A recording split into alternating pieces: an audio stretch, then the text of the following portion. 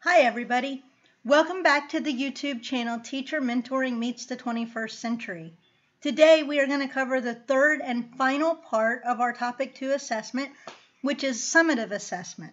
Now, as we move into summative assessment, right now that often brings to mind the high stakes testing that are mandated by state and federal legislation.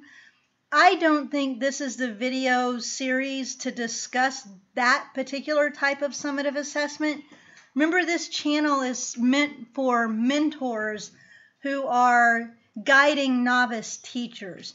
So I wanted to focus more on the personal assessments that you give in a classroom at the end of a unit and how that relates to the learning objective that you set at the beginning of the unit. So what have students learned at the end of a unit? That's really what summative assessment is getting at. One thing I want to emphasize, it's not supposed to be all multiple choice. With today's advantages of technology, you can have multiple types of student artifacts to demonstrate knowledge. Most important, I found, was that assessment needs to be authentic to the student and relevant. If it's not authentic to the student, if they don't see a purpose for their new knowledge, then more often than not, it's just going to become useless knowledge once your unit is over. So what do these summative assessments measure? What are they good for? You use them to rate student progress. Most schools will give grades. Some schools are based on competencies, but you use them to rank a student on their mastery of material based on those learning objectives. Really, your results shouldn't be a surprise on a summative assessment if you've been doing multiple formative assessments along the way. But as I'm guiding novice teachers, I really would like to look at the third bullet on this list. I always did an item analysis for my test, and if there was a particular item on the test that the majority of the students did not perform well on, I would go back to two things. I would look at how did I teach it and what was my formative assessment for that objective. Did the summative assessment match up with what I did along the way to get there? Because if over half of my kids didn't get it when I finished, then I tended to turn a reflective eye to my teaching strategies and what can I do differently to help students meet that goal. So I put together 3 strategies for summative assessment. The first one is a very popular one right now, and that's problem-based scenarios. Keeping in mind the learning objective, if you research current events, you can usually find a way for students to apply their new knowledge in a real-world situation, which gets back to at the very beginning when I mentioned that assessment needed to be authentic and relevant for students. Whenever possible, be flexible with how students show you their knowledge. With today's technology advantages, we can have multiple student artifacts demonstrating knowledge of learning objectives. I'm going to keep coming back to this assessment strategy of a rubric, and in fact, at the end, you'll see that I've included several extra references for rubric resources. But a rubric, a checklist, anecdotal notes, whatever you use, the key is to provide students and by association parents with clear assessment guidelines well before the project due date or the problem-based scenario due date. You have to be very, very clear with those. And even if you make a rubric, go ahead and provide them with a copy of the rubric so that everybody knows how work will be assessed. Strategy 2 is meant to be one part of a summative assessment. It's not meant to be a standalone. But the basic idea is you put the words and concepts in a word bank and you have the students write an essay linking all of those together. Now, if you've done the formative assessment of a concept map, then basically what they're doing is they're taking that concept map and putting it into paragraph or essay form. Set the guidelines for it. How many sentences? Do they use every word? Do they get to use technology so they have a word editor that they can correct grammar and punctuation? If you allow them to do that, then you can hold them accountable to those standards as well as the concept and vocabulary.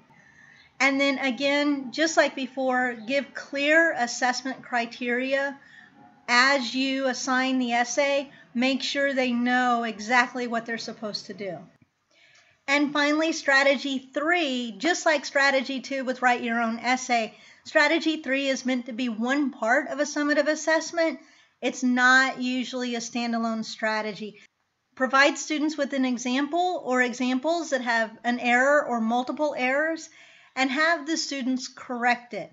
Now, if they're an older student, you can have them explain the conceptual problems or the arithmetic problems, like 6 times 8 is not 49. You need to give them very clear expectations. You should find and correct 5 mistakes in this paragraph, and allow multiple representations. So at the top, when I mentioned that, like, the conceptual error of 1/4 is larger than 1/2, a lot of times students are more comfortable drawing a picture for that than trying to explain in words why 1/4 is not larger than 1/2. Allow that representation, because that is a legitimate way to show their understanding of that concept. Let me show you the resources that I found to include in this video, but before I do, let me again reiterate, because summative assessments are, or perhaps should be, frequently graded with rubrics, I included sources for rubrics in all 3 types of resources in these sections. So your summative assessment videos, I kind of took a detour on this first one, and I gave you something different. If you're familiar with what a MOOC is, it's a massively open online course. They're free. You just need to set up an account. And if you go to Coursera, is one of the places that runs MOOCs. If you go to Coursera and you search for classroom assessments, you will find multiple MOOCs on classroom assessment. I chose the one on virtual classroom assessment because as technology plays a greater role in education, it naturally begins to play a greater role in assessment. The second one is a 9-minute lecture discussion by a professor at the College of Education, and she goes through beginning to end of rubrics in a class and the importance of them and how to create them and pretty much everything in between. So the next set of resources I pulled together were websites. The first one on the list is a rubric creator. It's very user-friendly. It's free. You can customize it, or you can use one that's pre-created for you on the site. The second website I selected was the Just Science Now assessment website. It offers a brief paragraph on how summative assessment ties to the inquiry process of science. The last one, Eduscape's instruction, I selected it, and you kind of have to scroll down to the bottom to find what I'm talking about. But they give you sample assessments for activities, for weekly activities, unit activities. They give you examples for how to score them. I would suggest using those examples on this page as a springboard for further discussion with your novice teacher about how are you planning on scoring a summative assessment, particularly if it's a project or an activity-based assessment. The final section of resources is suggested readings. So the first article is about how to deconstruct the standards, align it with levels of thinking, and then create valid and reliable assessments that backtrack all the way to the standard and really give you a good measure of student learning.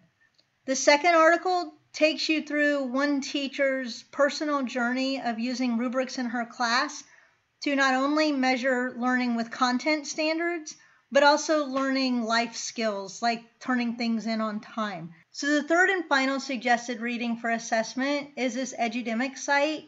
She goes through and she gives examples of assessments, types of questions, ways that they are scored, resources for all types of assessment.